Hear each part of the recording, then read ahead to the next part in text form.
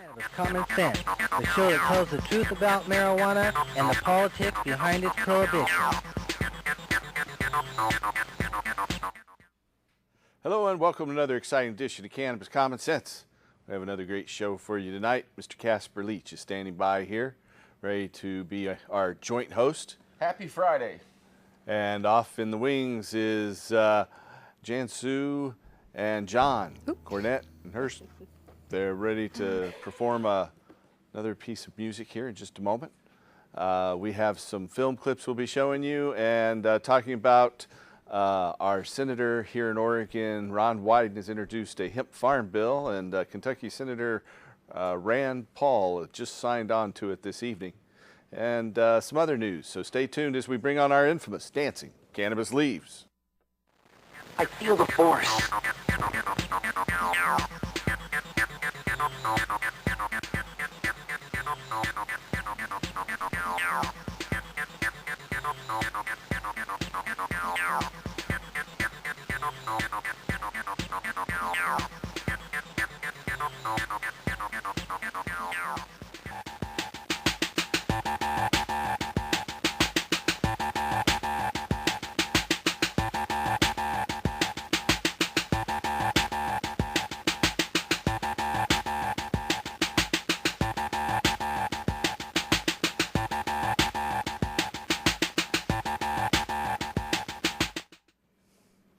And here is John Cornett and Jansu. Thank you very much, Paul. Thank you. This song we're going to do is by Tracy Chapman. I think I played it here one time, not too long ago. And I tell you, of all the songs I've ever learned, it took me about a year to be able to play this song because it just has such a message. And I think in these turbulent times we're in right now, the only thing we're certain of is change. And Tracy Chapman said it best when she wrote this song. It's about what we sometimes have to do when we find ourselves in an awkward place. The only difference is I'll be singing it this time. So That's right. all he has to do is play. Thank you, Jansu.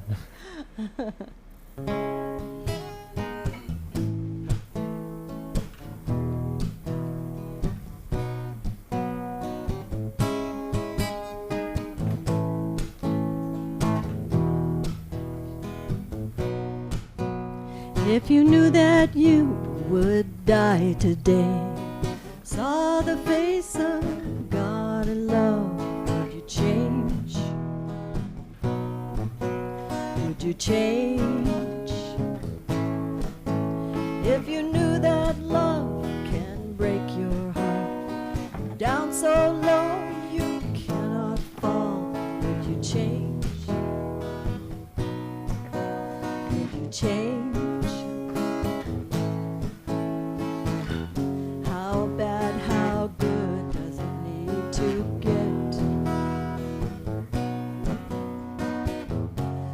Chain reaction has an effect. How many losses, how many regrets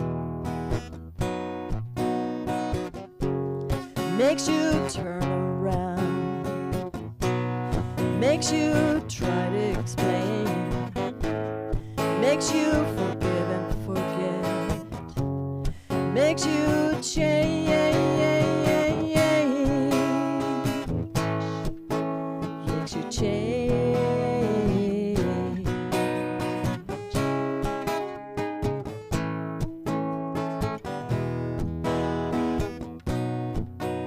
If you knew that you would be alone, knowing right but doing wrong, would you change? Would you change? If you knew that you would find a truth that brings such pain you can't get through, would you change? Would you change? How bad, how good does it need to get? How many losses, how much regret? What explanation could cause an effect? makes you turn around, makes you try to explain, makes you forgive and forget, makes you change,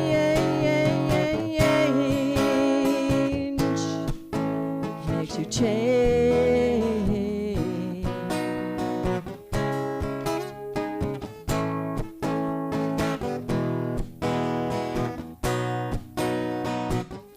Are you so uptight you can't be bent if it comes to blows?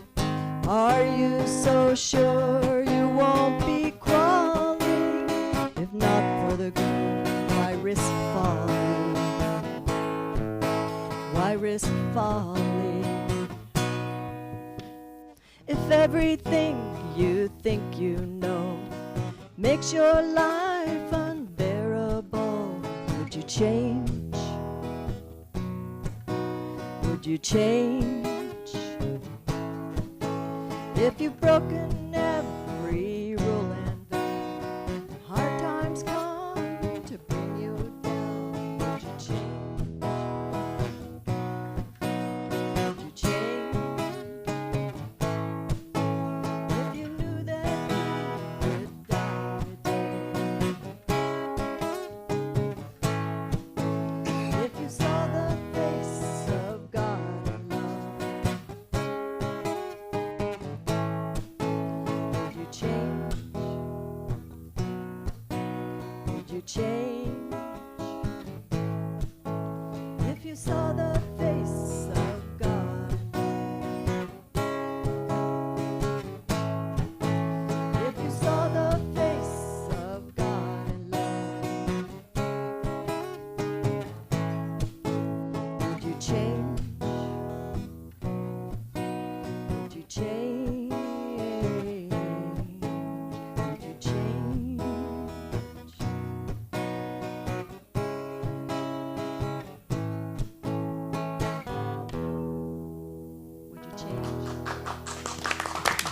Thank you. Thank you. That is John Cornett and Jan Sue Hurst. Thank you, folks. It's a great rendition of that song.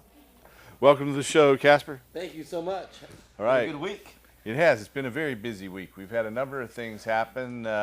Perhaps most excitingly, there have been several polls that have come out. We've just had the third poll in a row come out strongly in favor across the nation marijuana legalization. According to a new Angus Reid poll this week, we're at 52% support complete marijuana legalization in the United States across the board. This is a national poll That's of cool. about over 1,000 participants, and that only has a plus or minus 2.5% sway, you know, or spread in And terms of the politicians should accuracy. pay attention to that because marijuana seems to have a higher percentage of acceptance in the polls than any politician I know.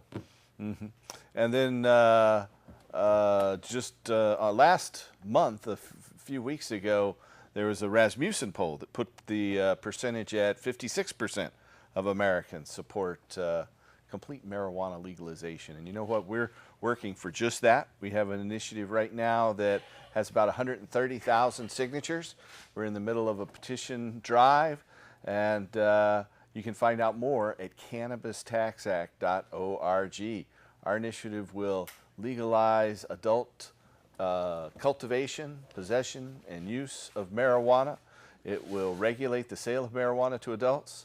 It would not require licensing for people to grow their own as long as it was non-commercial. It would also allow industrial hemp to be cultivated without permits. And the strains of hemp that produce the most fuel, fiber, and food would be the ones that would be allowed.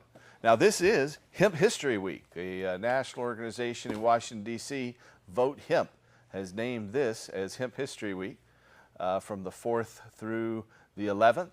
And there are a number of things going on around the country. And in conjunction with that, Senator Ron Wyden here in Oregon released an amendment to the Farm Bill in the United States Congress that would allow states to grow hemp, as about 7 states, including Oregon and North Dakota, have passed bills to allow industrial hemp. They just haven't had permission from the federal government. This would set that permission And in the way I place. read it, it's for all 50 states to be able to grow it. That's right. That's right. So in a way, it's like chipping away at the. Sounds like he's been listening to you and reading Jack's book and paying attention to what people have been saying about the things that we can Definitely create. the last. I don't know if he's listening to me. And I don't know if he's read Jack's book, but we do know that create the folks jobs that with Vote it. Hemp, he's been working Yeah, with them because that's awesome. they issued his press release, and so big thanks to those folks. And he should know that we here in Portland appreciate that, and there's a good chance that we might be interested He knows in helping he him. has strong support for that Yeah, here in Portland. get back There's no into doubt office. about that. Yeah. And Portland is the basis of a number of Ron. hemp businesses. Living Harvest has their hemp products here, as do a number of other natural food providers. And it looks like you're going to have success on the ballot, so he needs to anyway, as a member of the representatives of the state, to get used to having to tell people in Congress and in the Senate and on the Hill how it is the state of Oregon is creating jobs by using industrial hemp, and how we're saving money and we're not imprisoning people. And he's going to have to answer to a lot of people and show the success that's happening in his state because of turning back the prohibition. So And then in the state of Kentucky, the senator there, Ron Paul's son, Rand Paul won the race for Senate back in 2010, and he co-sponsored Wyden's amendment for industrial hemp into the U.S. Farm Bill. And isn't there one in Kentucky too? Isn't there an industrial hemp bill in Kentucky? There is. It hasn't been passed, but there's been strong support and a lot of work there for it. And is Rand working with them on that? Not really, not at this point. But That's maybe good. they will. Maybe he'll change his tune. We are taking your phone calls tonight. If you have a question or comment for us tonight, you can call us at 503-288-4448. That's 503-288-4448. And we have our first caller. Welcome to the show, caller. Hello, caller. Is that me? Yeah, that's you. Oh, okay. Paul, I'm watching you on the Ustream. And, All right. Where are you at? I'm What part from of the country? Michigan, and I have noticed that the THCF clinics that I've used for the last 3 years to get my certification, I was wondering, are they coming back? Are you in and, Michigan? I live in northern Michigan. So, yeah, we are. Would you be We're able right to in the do long process trip of to reopening Detroit? our offices there. We had some problems with the facilities, flooding in the basement that caused mold. We had to close down our office there, but we will be back in Michigan. We had several clinics last month, and we're going to reopen our office there within the next 30 days. Okay. Do you know if there'll be the clinics that come up to the northern Are you area? in Marquette on or will the that Upper just be in Peninsula of Detroit? Michigan, or what part? I'm sorry? Are you in the Marquette area? Traverse City, Traverse actually. City. Okay, the Lower Peninsula. But Yes.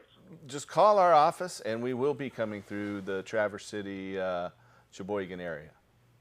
Okay. Sheboygan? Thanks, Paul. Said that right? I think so. Sound like Jerry Lewis when he said that. All right, thank you. Yep, great show. Thanks. Bye. Thanks, I appreciate it. Thanks for watching.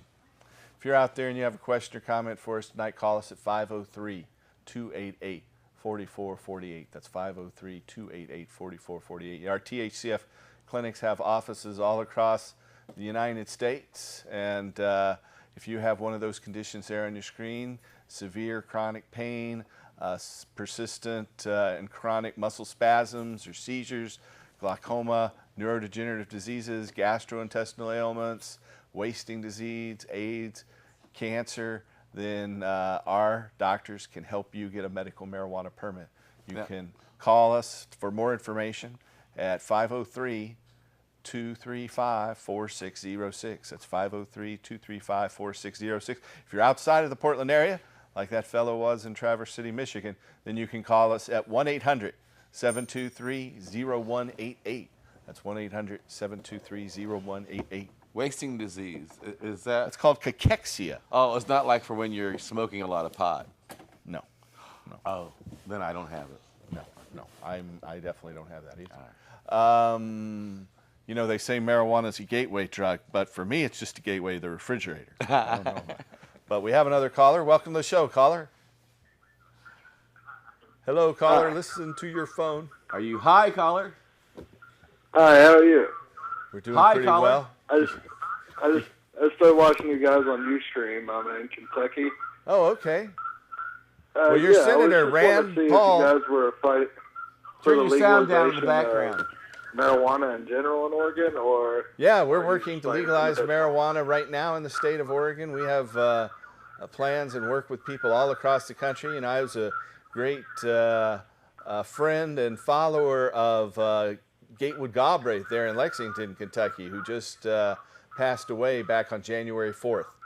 And so we are. I was also wondering, will it be coming to Kentucky anytime soon? Do you know that? Is there anything fighting for medicinal marijuana use at all in Kentucky? You know, there was a bill that was in the Kentucky House, but it didn't get a hearing. So it's not going to happen today or tomorrow. But, you know, we have initiatives already on the ballot in Washington and Colorado for the complete legalization of marijuana. And we're working to put an initiative on the ballot here in Oregon. And if one, or especially if all three of these states pass full legalization of marijuana, where it'll be legal for people to possess it, that's going to change the whole dynamic. So I think we'll see enormous change over the next few years. Awesome. That's what I was hoping for. That's all I had. All right. Well, thanks for watching. Thank you. Have a good night. All right. We are going to run a little film clip, and we'll be back in just a moment right after this brief intermission. Hi, I'm Willie Nelson, and I urge you to support the Oregon Cannabis Tax Act to regulate marijuana and restore industrial hemp. This initiative will end adult marijuana prohibition and let our criminal justice officers focus limited resources on real criminals and not on marijuana users like me. OCTA will also allow farmers to grow hemp for fuel, fiber, and food, to create jobs and help our economy. Please support OCTA. Thank you.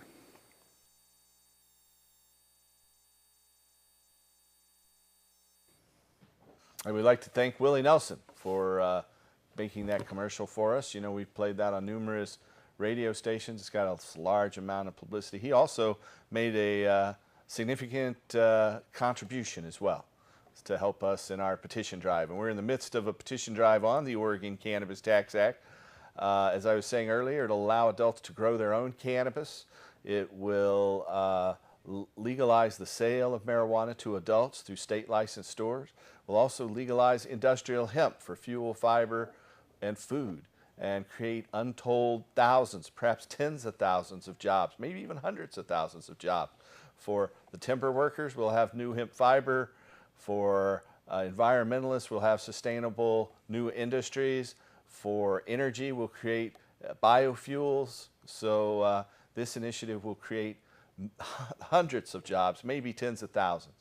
So please support us, and if you want to get involved in the petition drive, you can call us at 503-235-4606. That's our telephone number here in Portland, 503-235-4606. Or go to our website at cannabistaxact.org. Or you can go to OCTA 2012, which will redirect you to cannabistaxact.org. We have another caller, though. Welcome to the show, caller. Hello, caller. Hello. Howdy. How are you? How you guys doing tonight? Doing We're well. high, caller. Very well. How are you? Hi, caller. All right. Anyway, so, well, you know, you guys, I know you've been plugging away at this thing here, and I really commend you guys for doing so.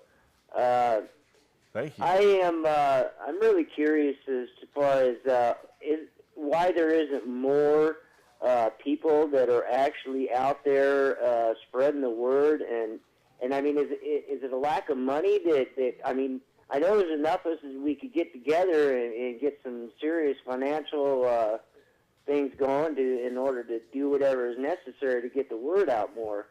You know, money is a critical part of it. There's no doubt about it. Money, the fact that people are afraid for their jobs and urine testing and afraid of the police harassing them for cannabis possession. So all of those are factors that tend to make people stay in what gay people used to call the closet. And so there are a lot of closeted cannabis smokers. And so a lot of us are afraid to come out, so to speak, and talk about it. And so shows like this are here to educate people. You know, Casper here has a radio show that he does 5 days a week on the American Freedom Radio Network talking about industrial hemp, and it's called Time for Hemp. Started out as a TV show, but it's really money and power. Marijuana prohibition, when it was implemented and still today, is about fuel and fiber and money and power. It's really about those issues. And so the whole drug issue is a smokescreen. Can I say a little something Please. too? I get a little annoyed at the lack of energy and attention too that members of the movement give. It seems like there's other people and other movements that are more passionate about their causes. And there have been many times when NORML has approached people for fundraisers, and OCTA has asked people for fundraisers, and there have been other organizations that are involved in relegalization, ending prohibition, that are seeking financial assistance, talent assistance, help with manpower and getting things done. And oftentimes you'll hear people say, I'd love to help you, brother, but I just spent my last 20 bucks on an eighth that we're going to smoke tonight. But good luck with what you're doing. Or they say, well, I'd like to come out and help you, but I'm busy going to a party. I don't have time to help you. But then these people will call you up 3 or 4 months later and say, can you get me a good lawyer? I just got busted for pot. And it's, you know, so it's a little frustrating as well. It's lackadaisical, lack of interest as well of getting out there and getting things done. And that's why people like Paul are very important to the movement. They don't give up. They're tenacious. They keep right at it, and they're making certain that the job gets done, and we need more people like him. Can I ask a question real Sure. quick? Go ahead. Okay, I just is there some legalities as far as the putting it in other media publications or in mainstream? There is no legality. It's not illegal to talk about marijuana. However, I can tell you that I've been turned down to advertise in Facebook and Google and TV stations and radio stations. It's up to, you know, the freedom of the press really belongs to those who own the press. And so we use this TV studio in our local cable access community here in Portland, Oregon, and we stream it out on Ustream all around the world and through a lot of different networks to get it out there. And we archive it on YouTube as well. So there is no illegality about putting out the message, but there are a lot of people who, for one reason or another, are afraid and are disaffected. You know, there's often schisms in our organizations. There were often schisms in the civil rights movement in the 50s and 60s as well, and in every political movement. There's a reason people tell you not to get into politics and religion, and it has to do with those factors. But the real issue about marijuana prohibition is money and power and the continued centralization of economic and political control. I really believe that when we legalize marijuana, hemp fuel is going to change the whole economic paradigm. Instead of giving all our money to the sheiks in Saudi Arabia and Exxon Mobil, it will go into our local farmers' pockets who'll keep it in their communities, unlike those wealthy petrochemical barons who put it in their Swiss bank accounts and build up this, what Gatewood Galbraith of Kentucky called the synthetic subversion of the natural cycle. And you didn't say the whole thing. Well, I will later. Okay. But anyway, I really do believe that once we legalize marijuana and remove the stigma of marijuana prohibition and allow industrial hemp to return to its rightful place in our economy for the most productive plant source of fuel, the most productive plant source of oil, the most productive plant source of fiber, the most productive plant source of protein, and the most productive plant source of medicine. And there's a new one I thought of the other day, fun. You know, marijuana is fun. And so it adds to all of those things. And we're going to, but I believe that hemp fuel and hemp fiber are going to be the economic engines once we legalize marijuana and remove the artificial economic barriers that marijuana prohibition impose on hemp fuel and fiber. Do you put literature out in as far as all the things that you have going? You bet. Yeah, we do. We've got literature. We're in the middle of a petition drive. We need 87,000 signatures to qualify for a vote in Oregon. Right now we've got about 130,000 signatures. We need to continue our petition drive, though, because a lot of folks who signed the petitions do I get that So yeah, we have more than the minimum number of signatures. Or Yeah, go to your website. Yeah, just go to cannabistaxact.org. The website's right down there, cannabistaxact.org, and you can find out more, or through our web portal at hemp.org, HEMP.org. All right. Well, Yeah, we put out a little. I just want to say thanks again, you guys. You're welcome. You're doing some good work, and I for one, truly appreciate. It's been so ridiculous that we have not been able to legalize marijuana. I mean, it's just absurd. I think we're on the cusp of that. I mean, there was a statistic that in 2008 there were over 200,000 deaths that were directly related to alcohol, and more than double that related to tobacco. That same year, there had not been one recorded death directly related to marijuana. That's right. That's right. I mean, it's crazy. It really is. They've taken this plant that produces more fuel, fiber, food, and medicine than any other plant. It's also the oldest cultivated crop, the first crop purposely sown by human beings. And they've taken this plant and made that one illegal. It's obviously evil. And we'll be talking more about that. But I want to thank you for your call. Yeah, for sure. I appreciate you guys. Have Thank a good you. night. You have a good night, God too. bless. If you're out there and have a question for us, call us at 503-288-4448. We're live on Friday night. It's between 8 and 9 p.m. every Friday night here on the internet and on cable access. Pacific Standard Time. Pacific time. Yeah, if you're back on Eastern time, as they are out in Michigan, then it would be 11 to 12, 11 p.m. till 12 a.m. So we have another film clip. We're going to run that. We'll be back in just a moment. I knew that Jack Herrera's book was going to become an underground classic. I knew it right away from the first time I saw the first edition. People opened that book and said, you can make food out of hemp seed oil, you can burn it in a lamp, you can make rope, you can make parachute cordage and tie your shoes, and the Constitution was really printed on hemp paper. I mean, people love that. In 1985, Jack published The Emperor Wears No Clothes. Since then, the book has gone on to become an underground phenomenon, selling more than 600,000 copies worldwide, and is now in its 11th edition. The first populist book of its kind, The Emperor Wears No Clothes, is part scientific document, part journalistic exposé, and part holy crusade. It takes us on a journey of discovery that provides a caustic, sarcastic, and often irreverent look at the forgotten history and economic potential of the hemp plant. Written in simple and scholarly detail, its pages are filled with numerous articles, historical documents, photographs, and diagrams, along with the writings of poets, philosophers, and of course, the emperor himself. We learn of the thousands of commercial and therapeutic uses of hemp, and how hemp has been a significant part of our spiritual and cultural heritage throughout the ages.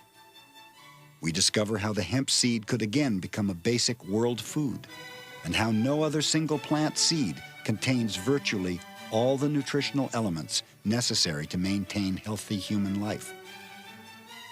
The Emperor Wears No Clothes explores in great detail Jack's most passionate beliefs, that biomass fuels derived from hemp can provide virtually all of the world's energy needs, eliminating the global dependence on our nearly depleted fossil fuels. That the systematic destruction of our environment can be dramatically reduced or even stopped by using hemp as the resource for fiber, fuel, and paper. The book makes the case for hemp as the world's savior, and Jack backs it up with a $50,000 offer to anyone who can prove him wrong.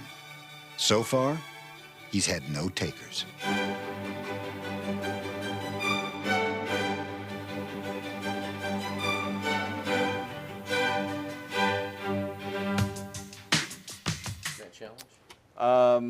That was an excerpt from a movie that was produced by the Body Works called the body care business, and they put it out called The Emperor of Hemp, about the life of Jack Herer. Jack passed away a couple of years ago and is sorely missed, and so we've been thinking about, he was just asking about reissuing that challenge, and perhaps we will, but right now, you know, we're working to try to completely legalize marijuana. And so to find out more, go to cannabistaxact.org or call our office at 503-235-4606. That number just popped up on your screen. We have another caller. Welcome to the show, caller. Hi, Paul. Howdy. It's Steve. I've talked to you several times. Welcome, Steve. About Kaiser things, remember? Yeah. Trying to get information and things. And, well, the battle still continues. All right. Now I'm wondering if I shouldn't try and find a lawyer because they're causing me so much hassle. Uh-huh. Yeah. Do you know of any lawyers? You know, that want to sue I or know get a number of lawyers. I know a number of them. I mean, I can't. Because they smoke marijuana, and that's the only problem they have. You know, and then Kaiser's main office. Items. Kaiser's main office has said that they that their doctors can recommend medical marijuana. I know. I've got that, and I showed it to my doctor and to the social workers I've worked with, and I'm trying to set up a meeting with people, and I'm still working on that. But yes, they have that. I have that policy, and in there it says they don't want to, but it's up to the discretion of the doctor. That's right. It's the discretion of the doctor. Who the doctor is? It's Kaiser Permanente. yeah, that changes. It's not the doctor. We have doctors who work for us that used to work for Kaiser Permanente. I mean, you know, this Kaiser company, people, I'm so glad when I'll be on Social Security retirement so I can get off of this. Get a new insurance company. Anyway, one of the reasons I called was to, I heard you talk about that class action, and that sounds great.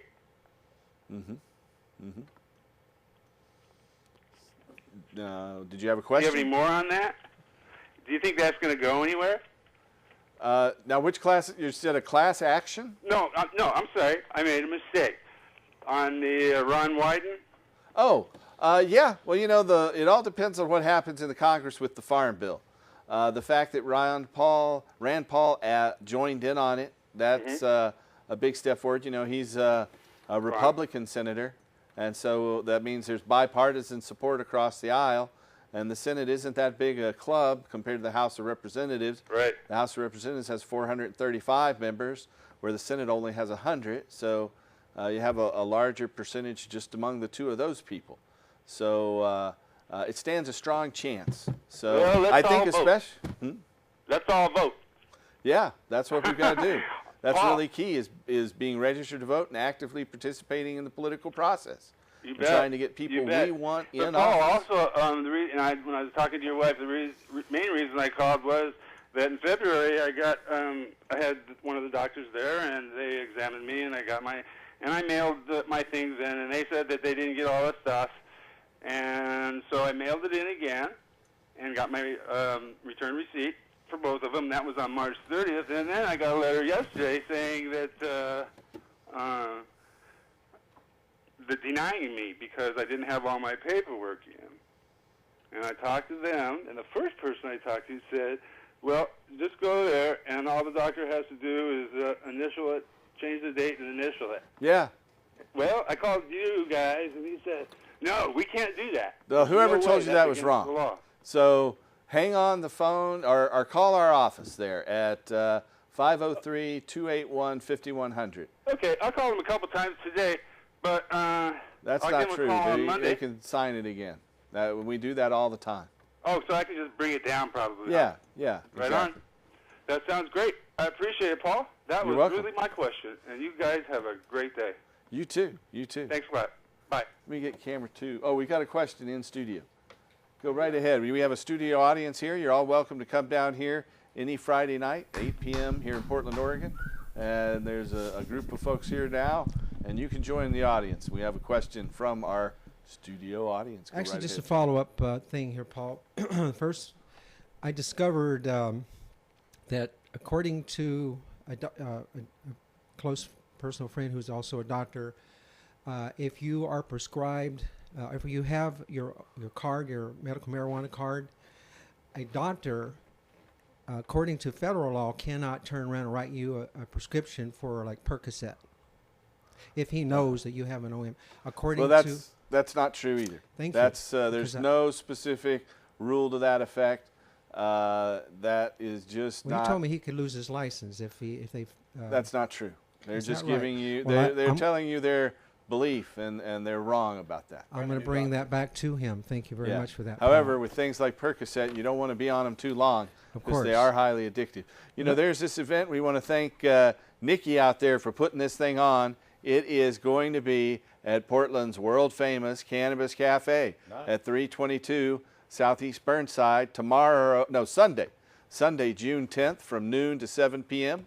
So it's the Cannabis and Hemp Expo at the Cannabis Cafe. And like, is there food there and events there? What's the deal? yeah, vendors and food and other neat things. Groovy. Food, vendors, music, and fun, it says. And it's world famous? It's world famous. Wow. They got a lot of media back when they first opened, that's for sure. All right. So and they're where? Where are they again at? They are at 322 Southeast 82nd Avenue, right here in Portland, Oregon, River City. So it'll be Sunday, June 10th, noon to 7 p.m. Right here in River City? Right here in River City. Wow. So you might want to check that out. Thanks again, Nikki. And so, look, I've got leaves on my tie. But we are taking your calls tonight. If you have a question or comment for us, call us at 503-288-4448. That's 503-288-4448. You want to tell our audience members about your show? We did a great show today on Fukushima. Every Friday, it's Fukushima Friday on Time for Hemp. There's a lot of media coverage, some of it good, some of it not so good, that's going on in the press today. And so it's kind of hard to figure out what's real, what's not. And so I thought, after being prompted by members of the audience to bring Fukushima to the forefront of Time for Hemp and do about six weeks worth of programs. Then we're going to follow that with 6 weeks on world hunger. And in both cases, we're not only talking about the problems that are going on, but we're also focusing on how hemp can be utilized as a form to help bring about solutions. Whereas, an example, when you're growing hemp, it takes the crap out of the soil that's poisonous to you. And in some cases, they were growing it around around Chernobyl after it had a meltdown, and it helped leach the soil of the radiation and of the minerals that were bad for the body. Of course, you can't use the plants. You got to treat them like nuclear waste, but still they do that. And then people don't seem to realize, you learn about it in Jack's book, that during world famines there have been many societies that have been saved because they've been eating hemp porridge. Hemp porridge is very nutritious. It gives you all the amino acids and vitamins that you need almost, and it keeps you strong, and it's good for your body, and it doesn't take a lot of hemp seed to make a nice big bowl of protein and good nourishing food for you. So world hunger and this problem with Japan's nuclear meltdown can both be helped by growing industrial hemp. Hemp can help our environment absolutely in many, many ways. Then we're also doing, every Wednesday we do Leap Day, and we're doing a special. And that's Law Enforcement Against Prohibition. That's right. Leap. And we're doing a special this month on every Wednesday. We're talking about how it affects the family and how it affects you personally to be arrested, have to deal with these prohibition laws. And then on Mondays we have Patients at a Time coming on as joint host, and we're focusing on utilizing medical marijuana for not just the body, for medical problems, but for the spirit and for the soul, to bring about peace and tranquility and to become more harmonious with the world around you. There's a lot of aspects to that, but we're also doing a big salute to the members of our military. We have some problems that a lot of people are not paying attention to. We're now having more military deaths by suicide than by combat. And that's a real problem that we need to address as a society. We have our members over there in uniform protecting us and defending our freedoms, and we're putting them in a situation where they feel like killing their own self, and it's just really tragedy. horrible. It's a horrible, I'm horrible a disabled problem. vet myself, so And, we've had these multiple deployments for well over a decade, longer than the Vietnam and I'm War a former now. veteran, and so it's very close to my heart. So yeah, on AmericanFreedomRadio.com every Monday through Friday from 10 to 11 a.m. Pacific, 1 to 2 p.m. Eastern Standard, you can take time for hemp. We have a phone call, so we'll go ahead and take it. Welcome to the show, caller. Hello, can you hear me? We can hear you. Oh, okay. I was going to call to say thanks, guys, for a lot of the information you've been giving me for over the years. A friend of mine told me just before I saw on your show when Captain Jack died, and I had read the book The Emperor Has No Clothes, and I thought that guy had been around that long. Since I'd been in Boulder, Colorado since '76 and before, I was quite surprised, and I saw the whole history on him. Plus, my state, Iowa, I'm from, he pointed out that my state grew a third of the hemp for the hemp for victory during World War II. So, you know, and then that guy in Kentucky that you were talking about who died, was he the farmer who challenged any of the authorities in America to come around and take a training for 2 weeks to 2 months on his farm to teach him how to tell the difference between ragweed, marijuana, and hemp? And he said within 2 weeks, 2 months, they'd have no problem. I think that was Craig You Lee. can't tell the difference. You're talking about Craig Lee in Kentucky, whose family had cultivated hemp for a long, long time. Kentucky has a long history with industrial hemp and was many years the leading cultivator of hemp. And so yes, they were either growing as much as Iowa or just right behind us in that. World War II. Iowa I remember and that. Minnesota. That was a challenge to them. They were talking about, you can't tell the difference. He goes, tell them to come down to my place. I'll give them a training in 2 weeks. Yeah. So my second thing is hemp has helped me a lot. For the last few years, I've been dealing with hypertension, and 2 or 3 months of me eating, because I can't smoke because I stopped smoking cigarettes, have shown results within 2 or 3 weeks where all my counts, cholesterol and everything else, besides me exercising more and the having to take meds and less meds in the process, the eating of the hemp and of marijuana straightforward, as well as using hemp oil, has really helped me a lot in my diet. So far, I'm trying to go through a whole year. I've been going through 3 months right now, and I'm trying to go through a year of daily eating and daily ingesting of hemp oil. And if I get any marijuana, I eat it because I can't smoke it in that sense. And I'm seeing some changes in also my mood and also being able. Uh-oh, sounds like you got cut off there. Well, that's just a testimonial, obviously, to the benefits of industrial hemp. Sorry you got cut off, but I think you delivered a very powerful testimonial to the benefits of hemp foods and hemp medicines. And a little nugget of trivia. My dad's grandfather founded a town in Kentucky now called Leechville, Kentucky. All right. Yeah. All right.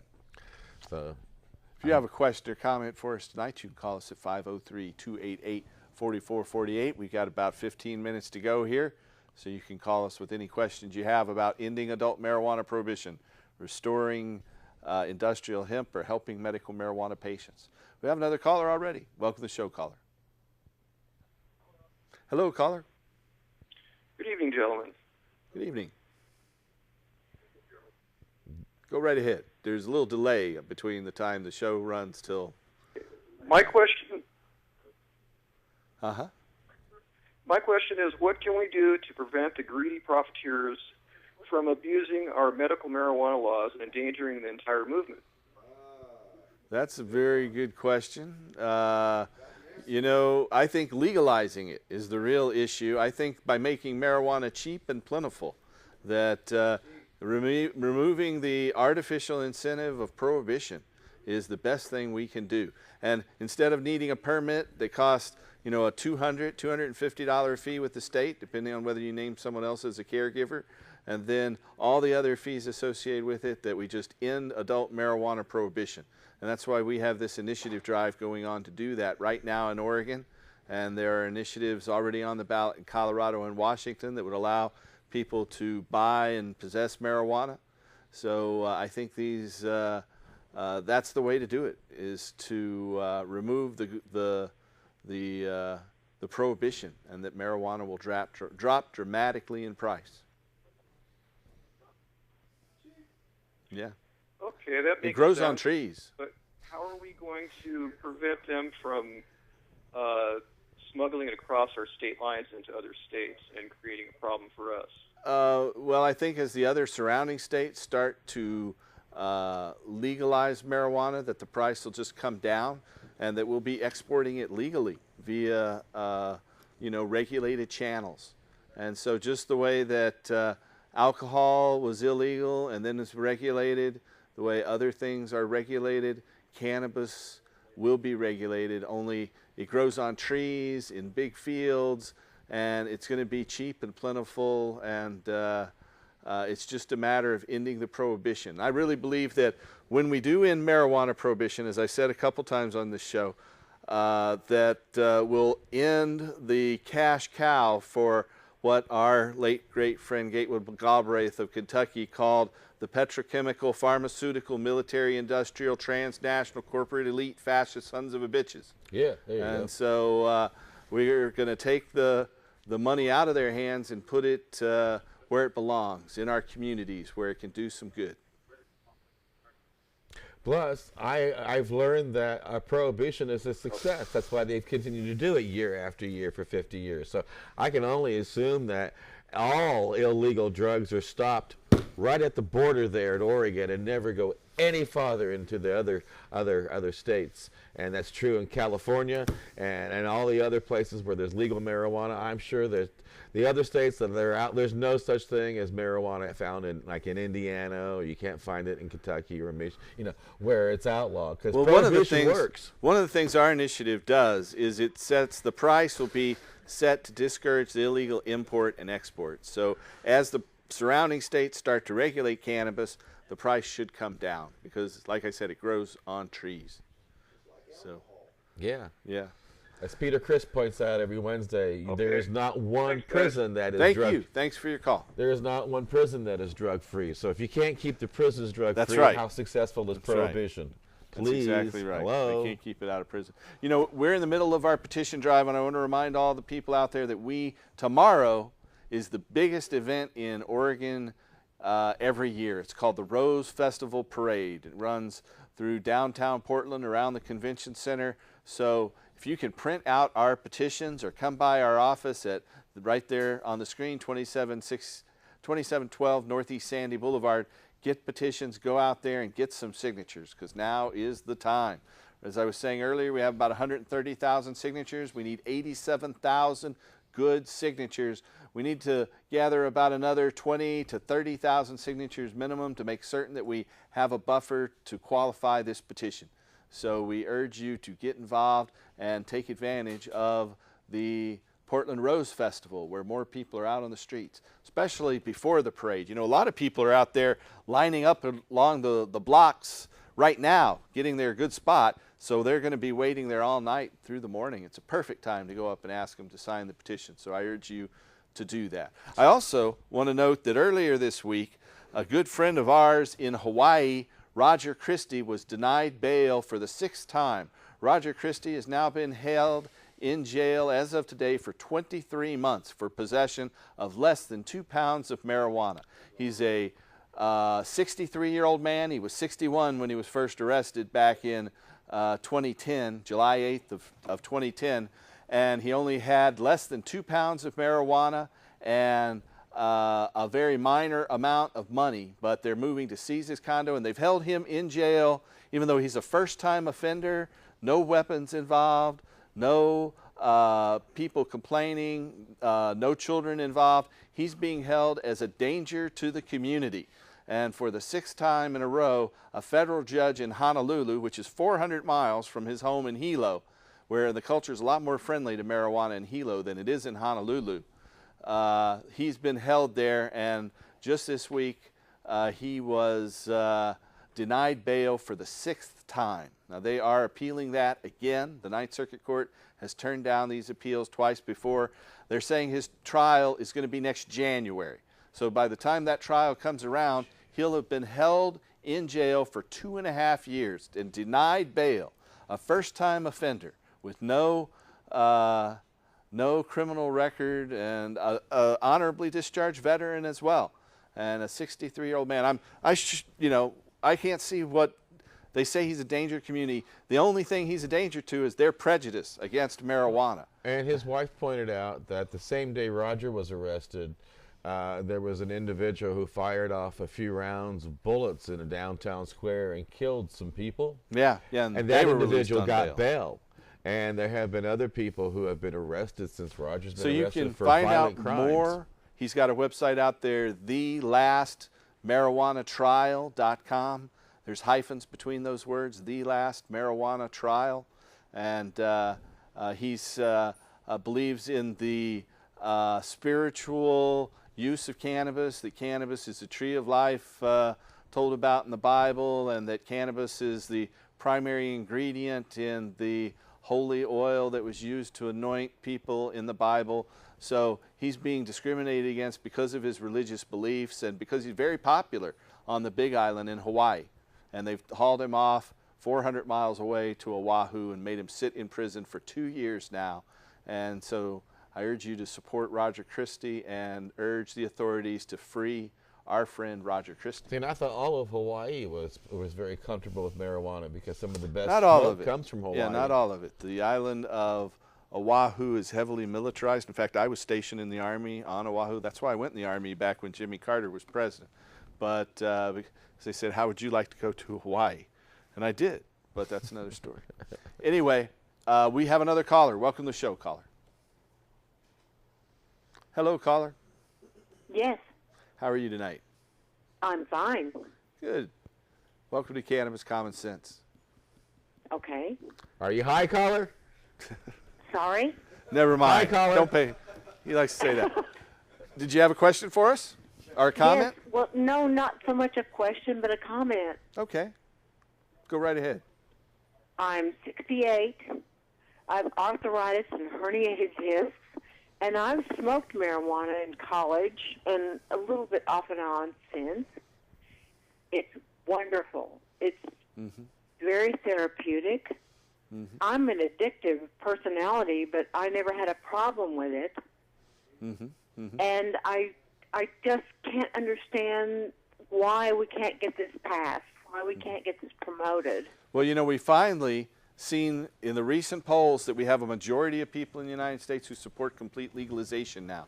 And so I think now is a real crucial time. We've all got to come out and support the initiatives out there, our initiative in Oregon, the marijuana initiatives, wherever they are, support them and help ask your candidates in your local communities. I signed a petition several years ago when I visited. Now I live here, and I'm more than willing to sign something again. All right. Well, come down to our office there at 2712 Northeast Sandy Boulevard.